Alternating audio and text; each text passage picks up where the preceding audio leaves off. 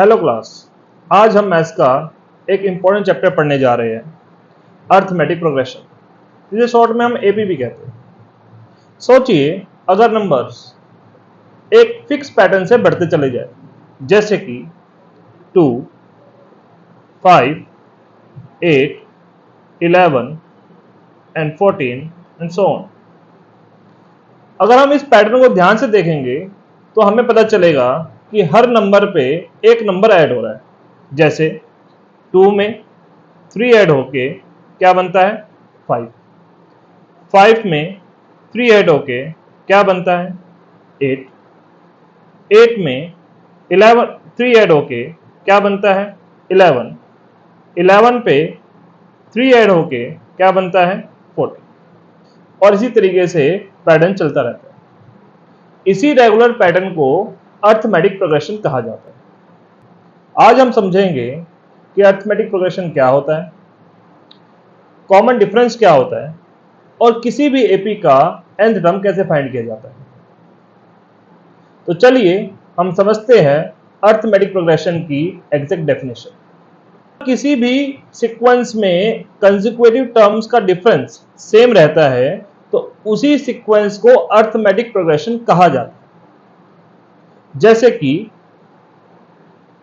5, 10, 15, 20 and so on. यहां हम देखेंगे कि हर कंसेक्यूटिव टर्म के बीच का डिफरेंस सेम है। जैसे 5 और 10 के बीच का डिफरेंस क्या है 5, 10 और 15 के बीच का डिफरेंस क्या है 5, 15 और 20 के बीच का डिफरेंस क्या है 5 और ऐसे ही सीक्वेंस बढ़ता रहेगा और डिफरेंस भी वैसे ही सेम चलता रहेगा।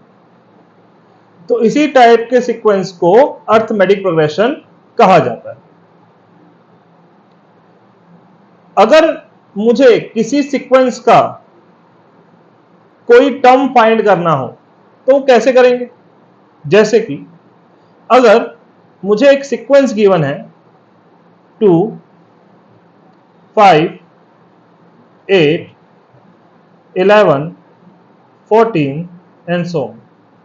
तो इस सीक्वेंस में हमने 5 टर्म्स लिखे हैं 1, 2, 3, 4, 5। अब अगर मुझे 6 टर्म फाइंड करना तो बहुत आसान है, क्योंकि मुझे पता है कि हर एक टर्म में एक फिक्स नंबर ऐड हो रहा है जो कि है 3। तो अगर मुझे 6 नंबर फाइंड करना हो तो उसमें 3 ऐड करके पता चला जा सकता है। जैसे कि 14 में अगर मैं 3 ऐड करूं तो क्या मिलेगा 17। लेकिन अगर मैं बोलूं कि मुझे सीधा 10th टर्म फाइंड करना है तो उसके लिए क्या करें, उसके लिए लगेगा एक फॉर्मूला। वो फॉर्मूला क्या है, फॉर्मूला है an is equal to a plus n-1 d।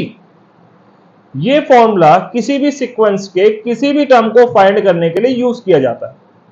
अब इसमें जो a है उसे बोला जाता है फर्स्ट टर्म, यानी पहला नंबर। तो ऊपर वाले जो सीक्वेंस है इसका जो पहला नंबर 2 है उसको a कहा जाता है। तो a हुआ इसमें 2। n जो होता है वो टर्म नंबर होता है। टर्म नंबर का मतलब, जैसे कि मैंने कहा कि मुझे फाइंड करना है 10th टर्म, तो 10th टर्म का मतलब हुआ कि मुझे फाइंड करना है a10। तो इसमें जो टर्म नंबर हुआ वो हुआ 10, तो इसलिए n हो गया 10 कि मुझे 10th टर्म फाइंड करनी है, इसलिए n क्या हुआ 10। अब नेक्स्ट है d। तो d इसमें क्या होता है, वो होता है कॉमन डिफरेंस। तो कॉमन डिफरेंस को हम क्या बोलते हैं d। अब जैसे कि हमने पढ़ा कि किसी भी सीक्वेंस को एपी तभी कहा जाता है जब उसका डिफरेंस जो हो वो सेम हो। वो जो सेम डिफरेंस है उसी को कॉमन डिफरेंस कहा जाता है और इसको हम d से डिनोट करते हैं।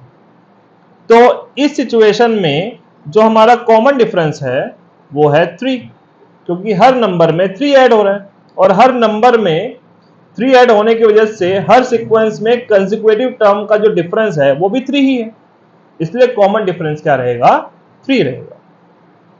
अब मुझे इसमें 10th टर्म फाइंड करनी है, तो कैसे फाइंड करेंगे? तो 10th टर्म फाइंड करने के लिए हम an का फॉर्मूला लगाएंगे। तो an is equal to a plus n minus 1 d। तो हमने जितने भी नंबर्स ऊपर फाइंड किए हैं a के, n के और d के, वो इस फॉर्मूले में पुट कर देते हैं। तो a10 is equal to a to n 10 minus 1 d 3। अगर हम इसको सॉल्व करेंगे तो हमें कौन सा नंबर मिलेगा, चलिए देखते हैं। 2 प्लस 9 मल्टीप्लाई 3, तो 9 3 जा 27, 27 प्लस 2 29। तो इस एपी का जो 10th टर्म है वो क्या रहेगा, 29 रहेगा। तो लिखेंगे 10th term of AP is 29। तो देखा कितना आसान है किसी भी सीक्वेंस की कोई भी टर्म को फाइंड करना, बस एक छोटा सा फॉर्मूला लगेगा और सीक्वेंस का एपी का टर्म फाइंड हो जाएगी। तो चलिए आपके लिए एक सवाल, आपके स्क्रीन पे जो सवाल है आपको बस इतना बताना है, क्या ये एपी है? अगर हां तो हमें कमेंट करके जरूर बताएं। तो आज के लिए इतना ही, मिलते हैं नेक्स्ट क्लास में नए कंसेप्ट के साथ। अगर आपको अर्थमेटिक प्रोग्रेशन का वीडियो पसंद आया हो तो वीडियो को लाइक करें और चैनल को सब्सक्राइब करना ना भूलें। Thank you.